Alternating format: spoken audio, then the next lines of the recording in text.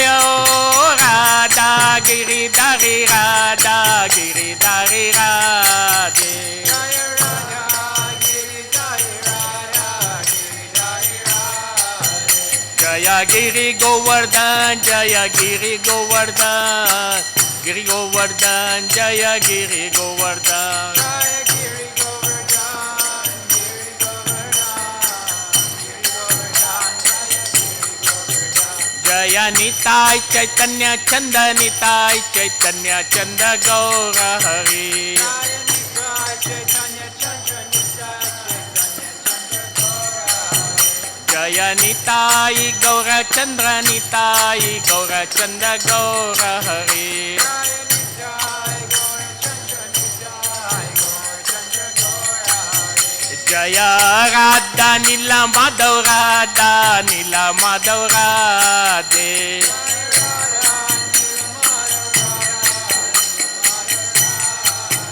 Nitai Gaura Hari Bol Hari Bol Hari Bol Nitai Gaura Hari Bol.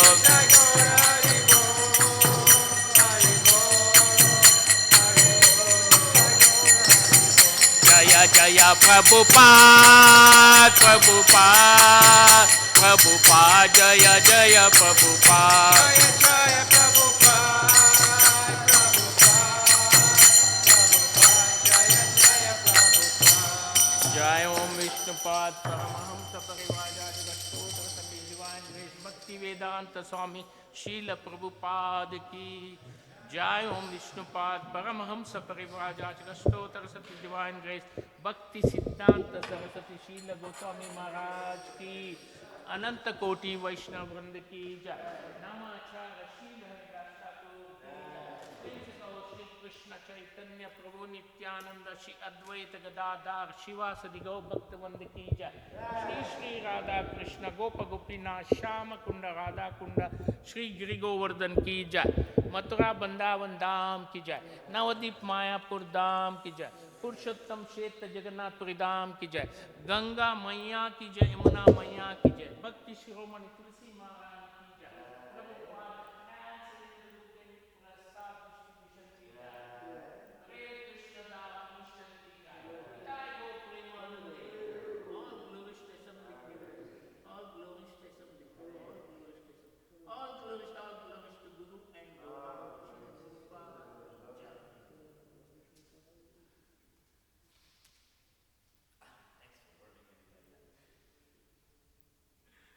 Okay, Krishna, here we go.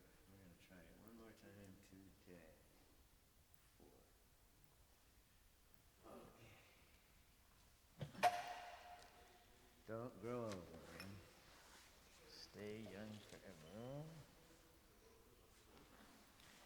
Would anyone know where the Bhagavatam would be? If that could be located in the next 3 or 4 seconds that I sing Jai Radha Madhava, I would first certainly appreciate it.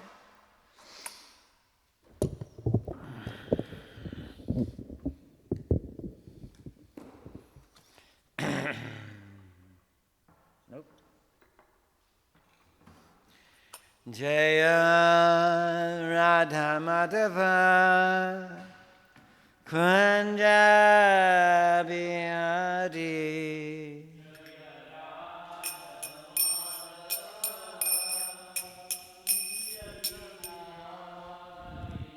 Jaya Radha Madhava Kunja Bihari. Thanks, Sarah.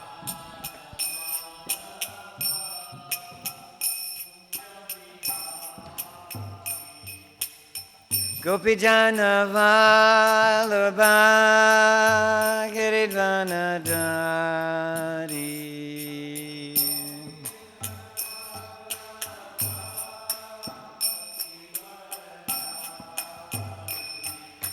Gopijana Vallabha Giridvanadari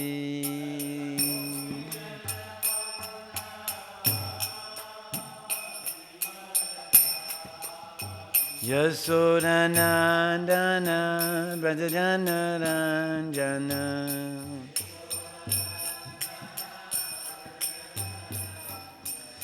Yasoda Nandana Brother Janadana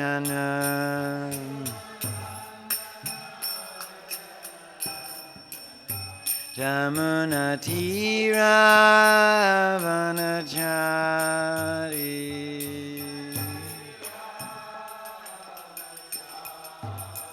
Jamuna Tira Vanachari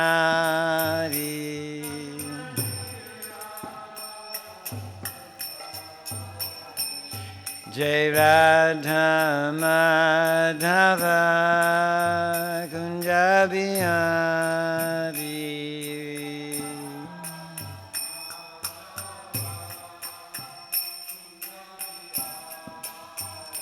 Jai Radha Madhava Kunja Bihari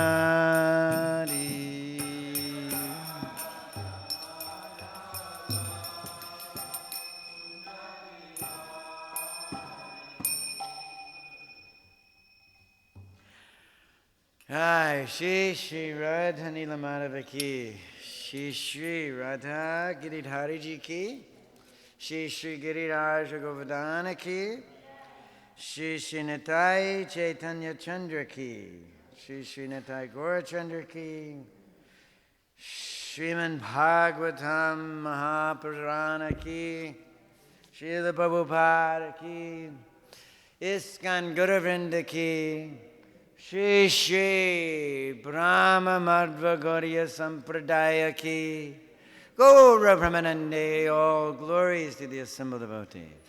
All glories to the assembled devotees. All glories to the assembled devotees. Om Namo Bhagavate Vasudevaya.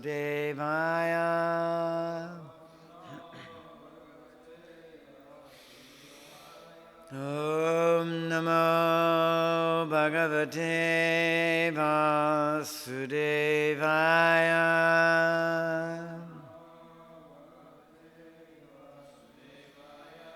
Om Namo Bhagavate Vasudevaya.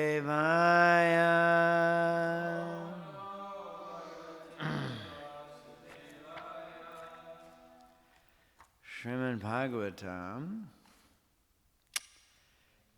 Canto 10, Chapter number 87, the prayers of the personified Veda, and text number 4 through 14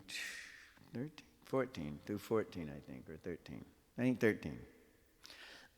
This is a section of shlokas. There's very few purports because they're very short, and they're actually setting up the scene for answering Maharaj Parikshit's question, which is interesting and important because we see that Krishna, and we see that in the previous chapter we were learning how important is the understanding of lineage from Krishna to his sages, to the various groups of personalities that they preach to, and how that carries on from that point.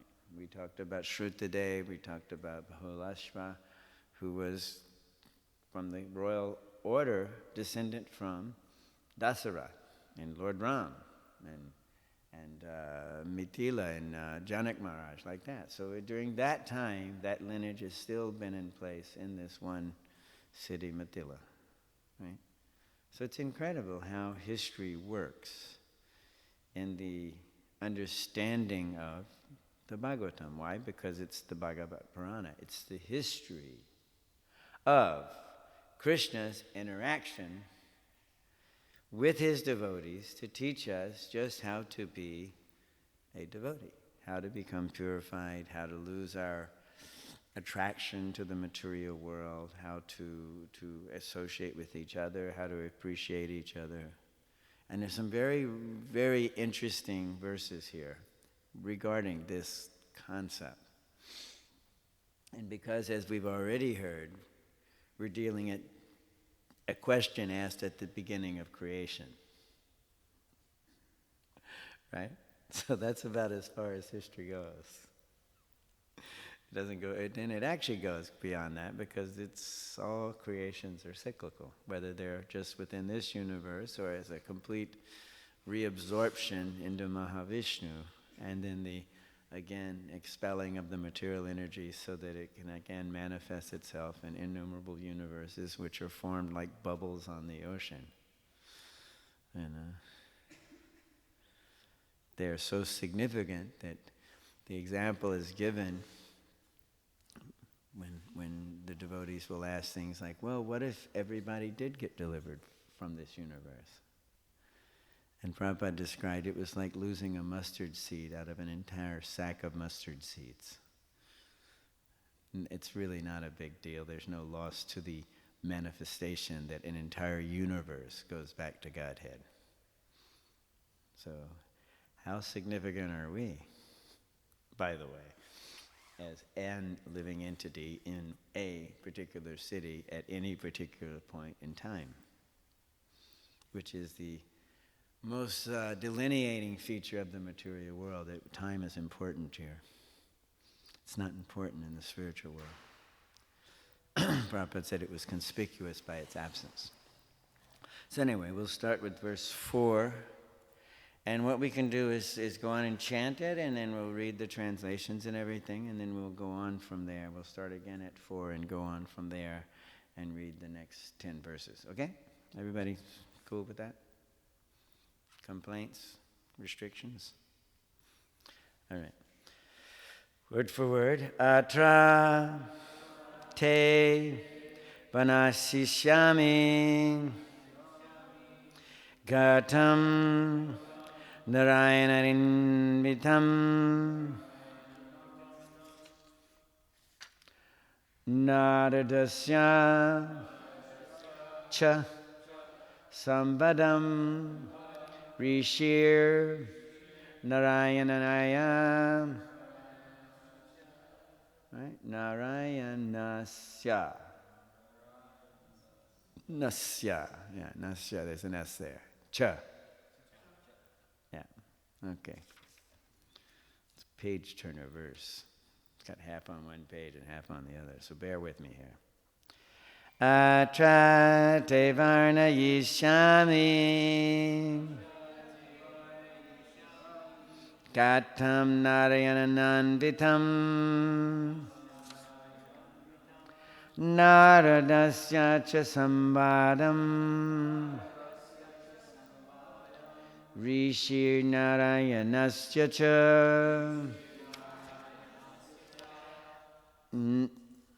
Atra te varnayishyami Gatam Narayananditam Naradasya cha samvedam Rishi Narayanasya. Three's the charm, right? Atra te vananishyami Gatam Narayananvidham Naradasya samvedam Rishi Narayanasya cha. Please chant.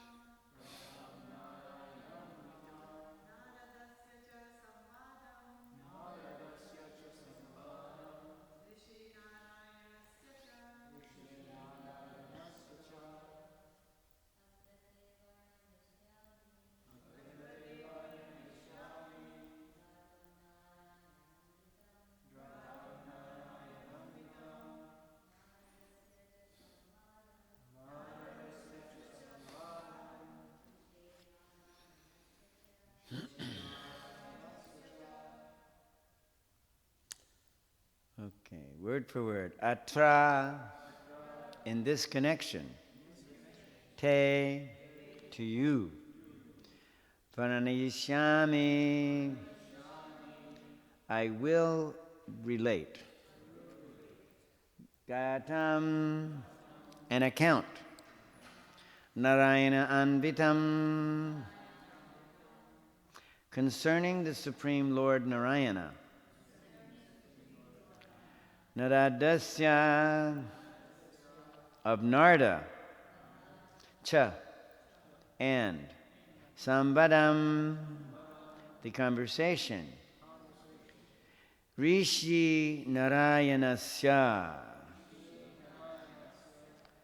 of Sri Narayana Rishi.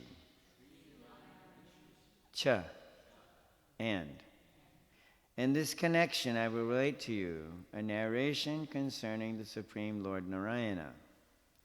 It is about a conversation that once occurred between Sri Narayana Rishi and Narada Muni.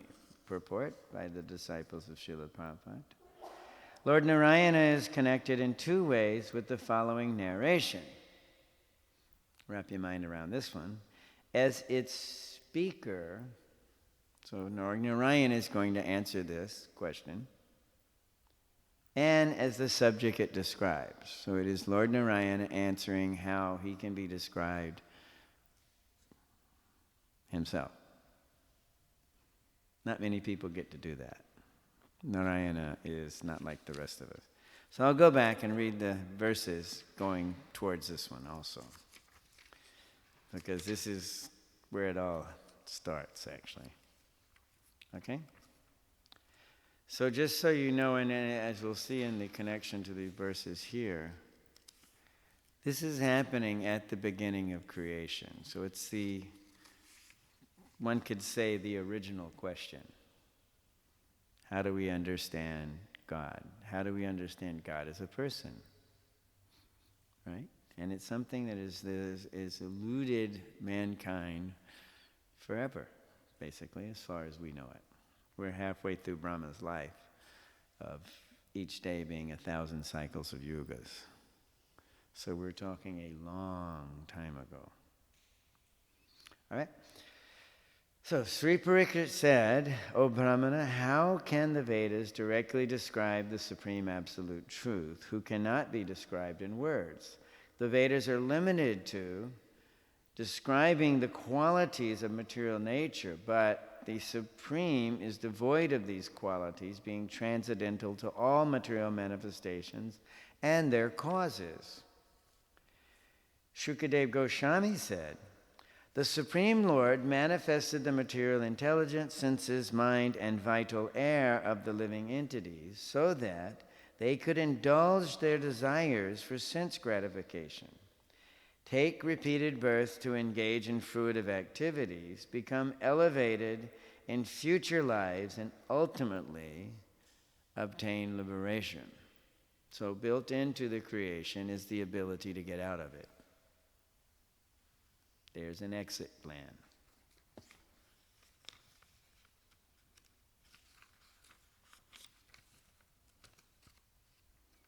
Which is why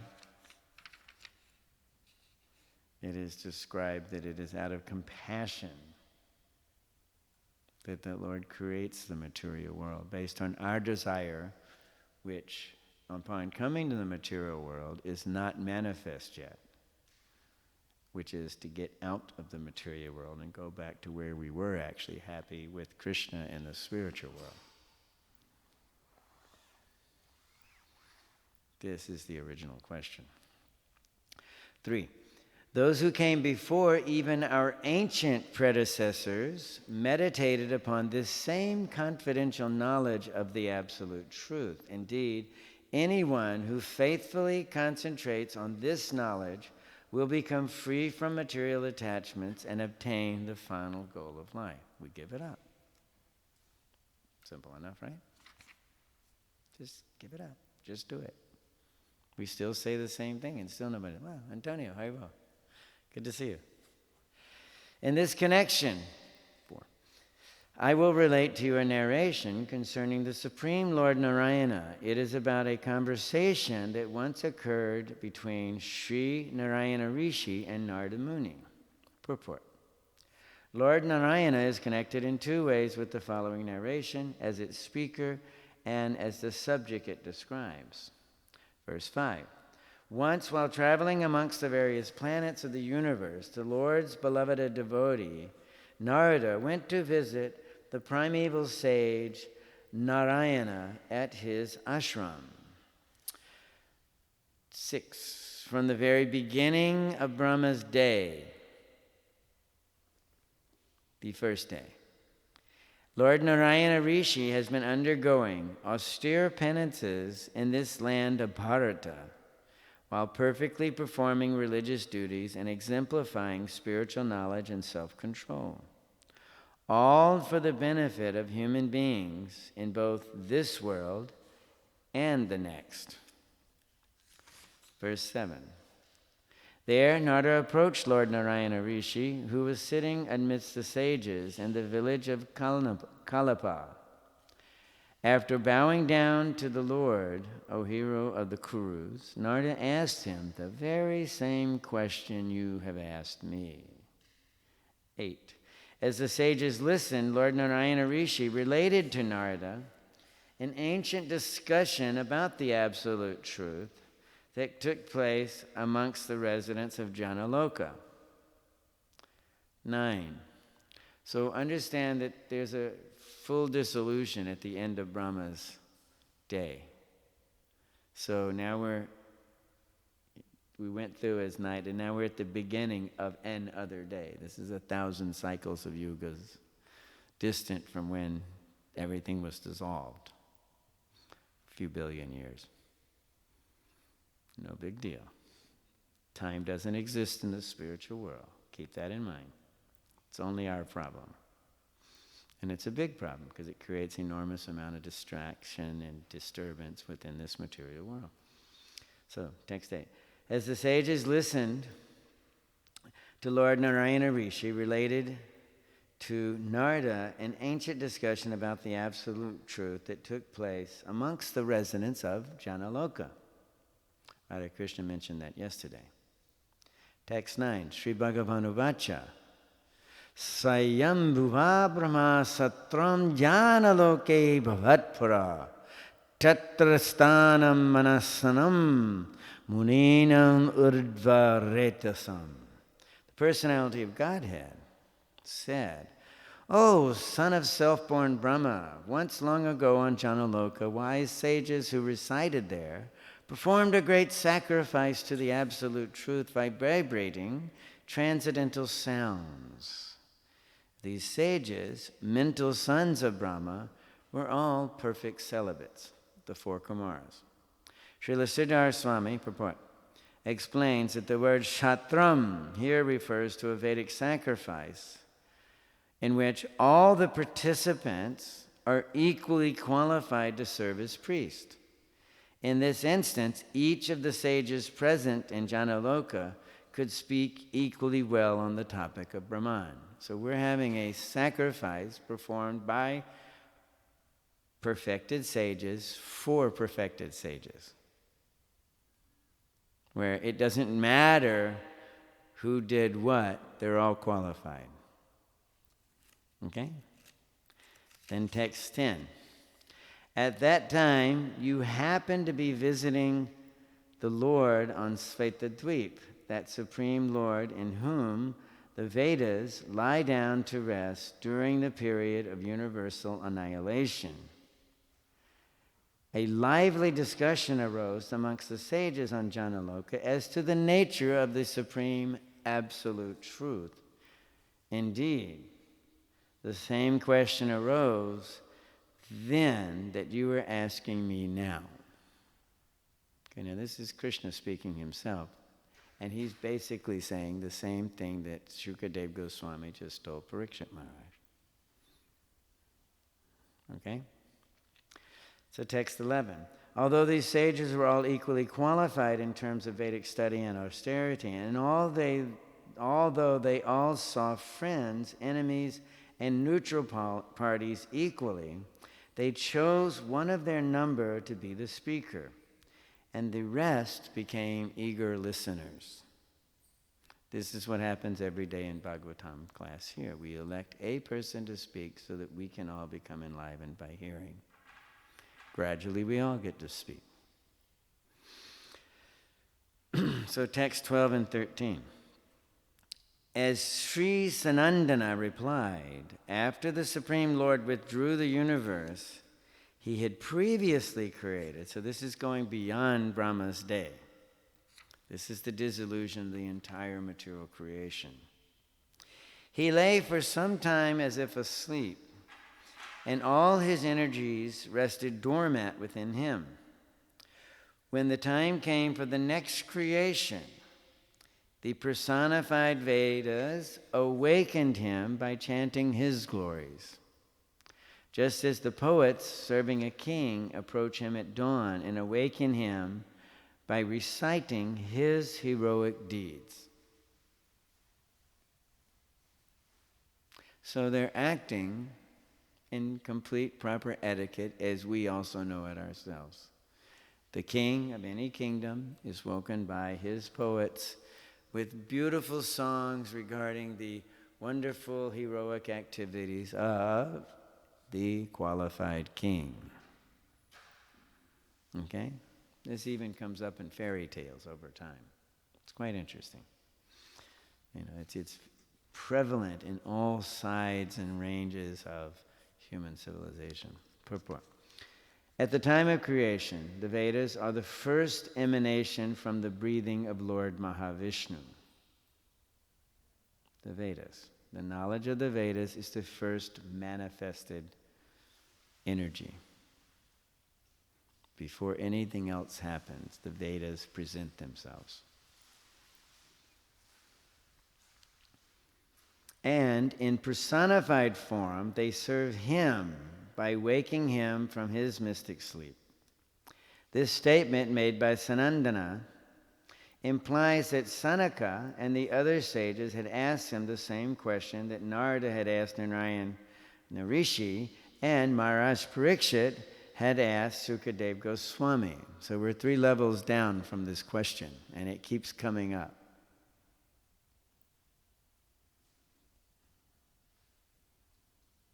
Okay?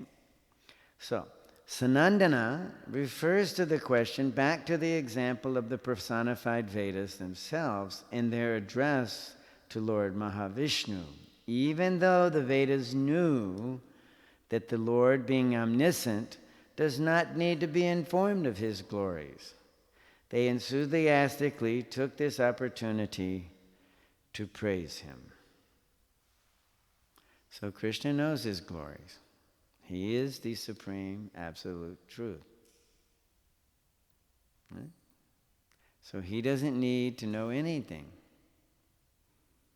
As the creation manifests, the Vedas, already present, will guide humanity in what is to and is not to be done for the perfection of human life.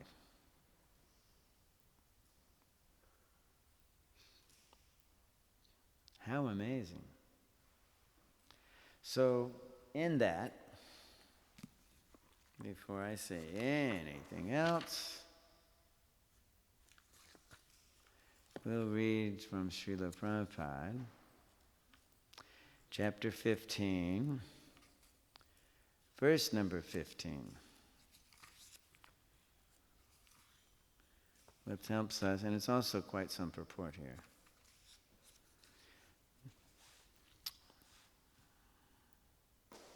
Okay, so Bhagavad Gita, chapter 15, the Yoga of the Supreme Person, text number 15. Sarvasya chaham redi sanivisto mattasnitir ganamapoanam cha vedaishchai sarver ahameda vejo vedanta krit veda vid eva chaham. I am seated in everyone's heart, and from me come remembrance, knowledge, and forgetfulness. By all the Vedas I am to be known. Indeed, I am the compiler of Vedanta, and I am the knower of the Vedas. Purport by Srila Prabhupada. The Supreme Lord is situated as Paramatma in everyone's heart, and it is from Him that all activities are initiated.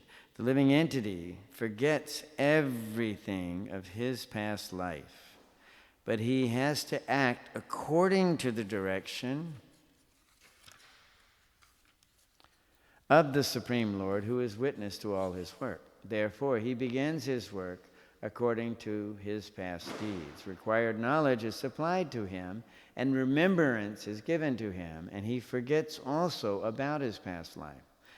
Thus, the Lord is not only all-pervading, he is also localized in every individual heart. He awards the different fruit of results. He is worshipable not only as the impersonal Brahman, the Supreme Personality of Godhead, and the localized Paramatma, but as the form of the incarnation of the Vedas as well. As we just heard, they just exited from the breathing of Mahavishnu before anything else takes place. The Vedas give the right direction to people so that they can properly mold their lives and come back to Godhead, back to home. The Vedas offer knowledge of the Supreme Personality of Godhead, and Krishna in his incarnation of Vyasadeva is the compiler of the Vedanta Sutra, the commentation on the Vedanta Sutra by Vyasadeva, and in the Srimad Bhagavatam gives the real understanding of the Vedanta Sutra. The Supreme Lord is so full that for the deliverance of the conditioned soul, he is the supplier and digester of foodstuffs, the witness of his activities, and the giver of knowledge in the form of the Vedas. And as the Supreme Personality of Godhead, Sri Krishna, the teacher of the Bhagavad Gita, he is worshipable by the conditioned souls. Thus, God is all good, God is all merciful. Anta pravishta shasta jnanam. The living entity forgets as soon as he quits his present body. But he begins his work again, initiated by the Supreme Lord. Although he forgets, the Lord gives him the intelligence to renew his work where he ended his last life. So, not only does a living entity enjoy or suffer in this world according to the direction of the Supreme Lord, situated locally in the heart, but he receives the opportunity to understand the Vedas from him.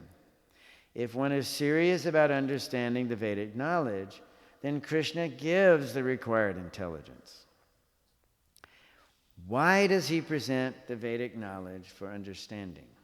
Because a living entity individually needs to understand Krishna. Vedic literature confirms this. Yosau saver vedar gityate.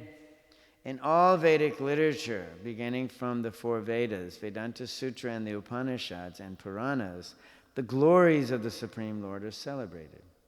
By performance of Vedic rituals, discussion of the Vedic philosophy, and worship of the Lord in devotional service, he is obtained. Therefore, the purpose of the Vedas is to understand Krishna. The Vedas give us direction by which to understand Krishna and the process of realizing him. The ultimate goal is the Supreme Personality of Godhead. Vedanta Sutra 114 confirms this in the following words. Tattu samanvayat. One can obtain perfection in 3 stages. By understanding Vedic literature, one can understand his relationship with the Supreme Personality of Godhead. By performing the different processes, one can approach him. And at the end, one can obtain the supreme goal, who is no other than the Supreme Personality of Godhead. In this verse, the purpose of the Vedas, the understanding of the Vedas, and the goal of the Vedas are clearly defined.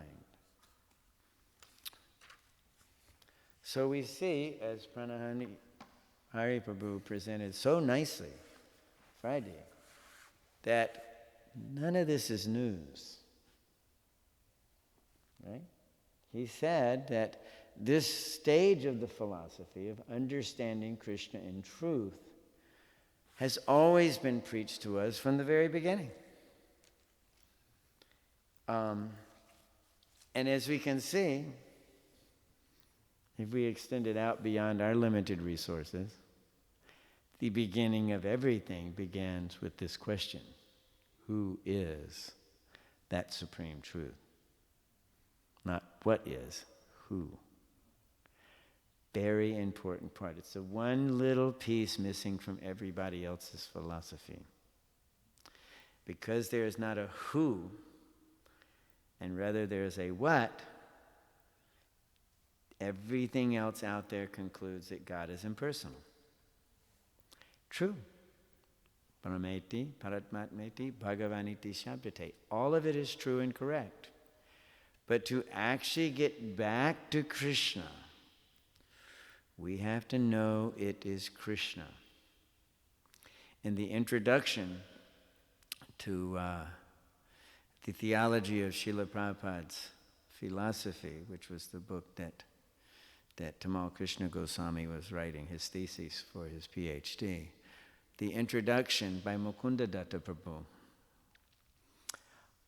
describes that this was singularly Srila Prabhupada's mission to introduce and help everyone to understand that Krishna, the person, the personality of Godhead, is the supreme absolute truth. And the first stage of that is that we're not our body, which is the final stage of Parikshit's realization. Therefore, he wants a clear definition now, at the end of the 10th canto, just who is the Supreme Personality of Godhead, who is beyond everything, including mundane language. And how often in our preaching have we been told, but you can't describe God, nobody can. We don't have the words for it, we don't have the understanding for it. True. But we have the Vedas, which has that understanding. Difficulty is we don't have the brain substance to understand the Vedas. Therefore, from the injunction in writing of the Vedas at the beginning of this age, Vyasadeva carefully presented the Vedanta Sutra, which is the thread that the Vedas rest on. Understanding that the Vedas rest on the actual personality of Godhead. Sutre Manaikanaiva. All this other philosophy rests like pearls on the thread of Krishna consciousness.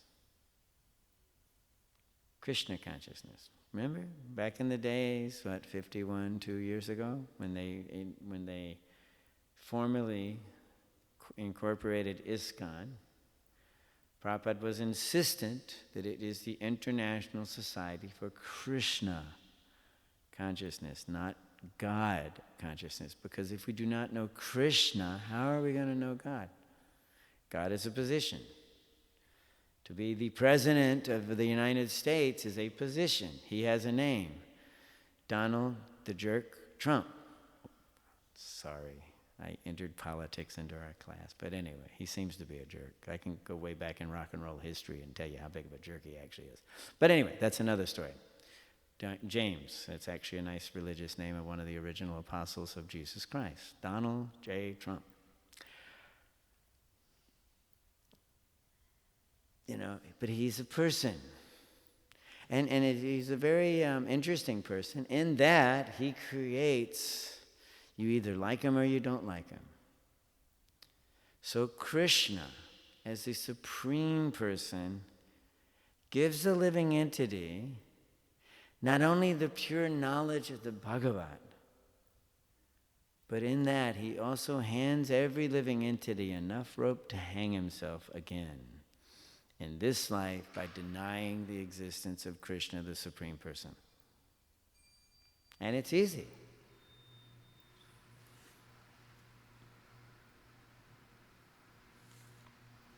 On both accounts, It's very easy to completely dismiss Krishna based on the Bible doesn't say that, the Quran doesn't say that, the Baha'is don't believe that, the Buddhists don't believe that. Plenty of examples of not believing in Krishna as a person. And plenty of examples of believing that God is an animal or this or that. Plenty of other misconceptions, all of which are in their own right correct. In their own right. There is a sun god. He is in charge of the sun. The sun is described as one of Krishna's eyes in the universal form. Similarly, there's a moon god. There is a king of heaven, Indra. There's all sorts of personalities that we can affix our faith to, our understanding to. And Krishna says, when he's referring to the demigod worship in the Bhagavad Gita, he says, and if you attach yourself to any of these elevated personalities, I will make your faith steady.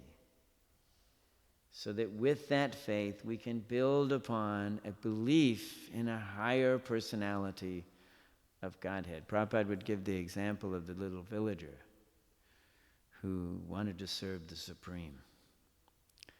So in his village, there was one person, a tax collector, that collected everybody's taxes. He was very important because with those taxes, they received protection from the government and so many other things. So he got himself into the service of the tax collector. From the tax collector, I think he told it in terms of the police, right? That story. But at any rate, from the tax collector, he saw that, policeman was the first. And then he saw that the police answers to the tax collector who pays the salaries. And on down to the local zamadar who is in charge of many, many lands. And therefore he takes the tax out and he gives it to the next person, all the way up to the president of the country. The president of the country is taking counsel from the religious authorities. He goes to the religious authorities and see that they are worshiping the Supreme Personality God. And in this way he found out, through the course of what must have taken months and years, if not lifetimes, who is that Supreme Person that everyone is worshiping. Brahma himself, the Supreme Creator, worships Krishna. Govindamadi Purusham Tamaham Bhajami. 3rd chapter of the 2nd canto. Answers by citing the Lord's version. He says, my Lord, I get it. Now you want me to create. Now you please instruct me how you want that creation to take place. Answers by citing the Lord's version. This is how to create. And that entire creation hinges on one thing and one thing only, the will of the Lord. And his glance over the material energy. Therefore, before anything can even happen within the creation, the knowledge of Vedanta has to be present. And therefore we're seeing in this discussion that first is manifest the Vedas. And Vedas are manifest, and they manifest themselves in person to cite the glories of the Lord, so that as he wakes up, he again will establish the creation of all the innumerable universes.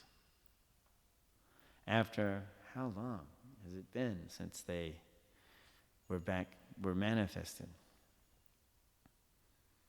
And this keeps happening for eternity.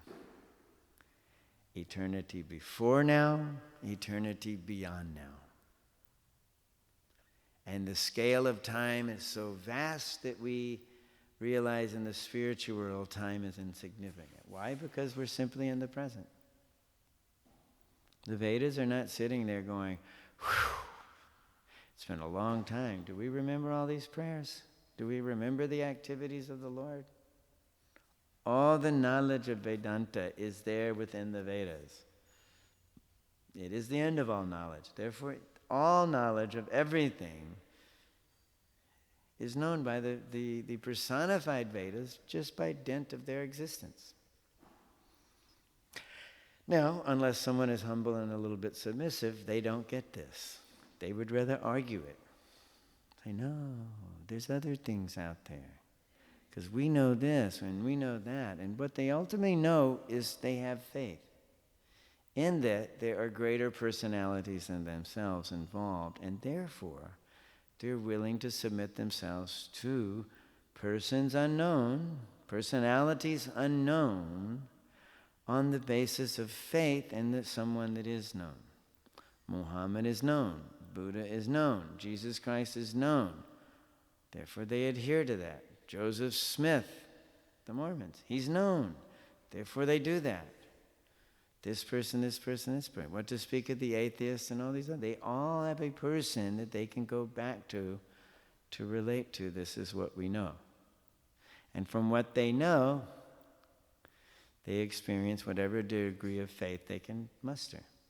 For instance, we have a body that is full of limitations and difficulties. Therefore, God cannot have a body. Because our experience, and we're very intelligent, each and every one of us as human beings, is a problem. Therefore, God can't have a body because he wouldn't have a problem.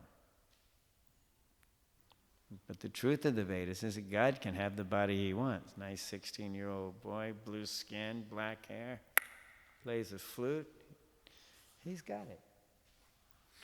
And he can choose how he wishes to appear to every single person in existence through the innumerable universes, because he himself only makes the final choice as to where each and every soul is placed in each and every one of that soul's progressive march back home, back to Godhead, out of compassion of the Supreme Personality of Godhead, that he organizes this material world in such a way that we can live under the illusion that I am the Supreme Controller. And when we finally give that up, then we can see Krishna in the same way we saw him before we left the spiritual world. Parameshvara Krishna Satchidananda Vigraha. His body is Sat, full of knowledge. Chit is knowledge, right? Sat is eternity, full of knowledge, and Ananda bliss. Forever. Whereas we aren't. And as we'll learn within the course of this discussion, we'll understand where our bewilderment comes from. Because ultimately, Prabhupada, and this is where he describes the term ego, a couple of very brief mentions in other places in Prabhupada's writings. But when he gets to the anamoya, pranamoya, and etc., the 5 stages of our consciousness, which he refers to the state of the ego, which is the consciousness emanating from the Supreme Soul, Atma, existing within each and every living entity. So the soul is the soul. It is not the ego. The consciousness is the presence of the soul in whatever place that it's placed, whatever body it's in. The ahankara is our identification with that consciousness which is grouped around the mind, with the senses of any particular body.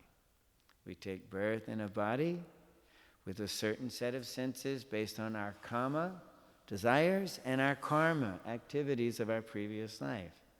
But it is Krishna's Kripa that has the final choice in where each and every soul goes. And that's coming from Mukundadatta, not me. I don't have these realizations, but I do have some degree of memory and a greater degree of aphoanam, forgetfulness. And all of that, including the Vedas, is coming from Krishna. Why is it that we can forget our previous life? How tortured would we be to know the mistakes we made in our previous life? Isn't it sufficient when we come to Krishna consciousness that we can just remember the mistakes we made in this life? Which, thank God, Krishna, we can't remember them all.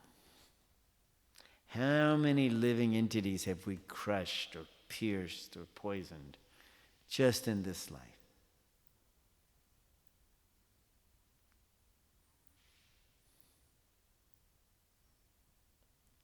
We don't know. Is it important? Not to us. Is it important to Krishna? Probably not. Is it important to the progression of your material life? No. Is it important to give it up in order to get out of this material world? Yes. Krishna's compassion is such, as we've already heard, is we have the ability to enjoy separate from Him to the degree that we can achieve it, which ultimately leads to frustration and, the proverbial banging your head into the brick wall, right? You eventually come to where, bang, nothing, why, bang, why is this world so bang, ow, hard, bang? But we keep doing it. Because who in this room has decided I give up all my sensual enjoyment for Krishna?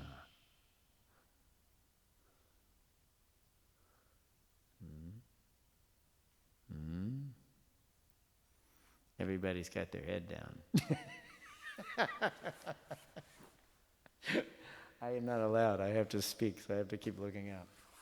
Oh, not me. Or they're smiling, or this. Yeah, right? So this is it. This is the eternal predicament. Eternal on the basis that it seems like forever. As we were joking with Radha Krishna yesterday in that little discussion afterwards, we realized we do all go back to Godhead in one life. Which one? There's the difficulty. Because whatever last life we have is one life. Fortunately, that's the only one we remember until we go back to Godhead. On the process back there, we can think of all the things we've been through. Why don't you make it this life? Why not? It was Prabhupada's urgency when he began preaching. And you listen to some classes, Prabhupada's voice goes up so high. You have to take this process of, he's just pushing it.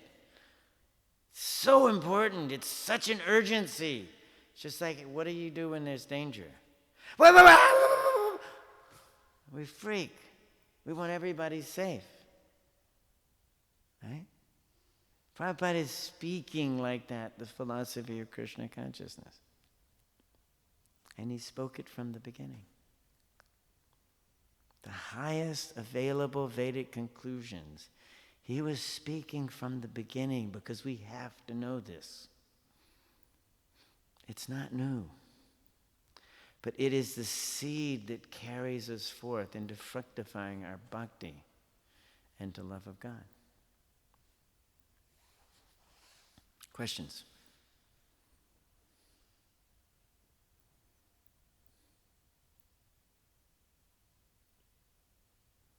Grantaraj Srimad Bhagavatam Ki Jai. So tomorrow, for those who listen and write on the board, text number 14.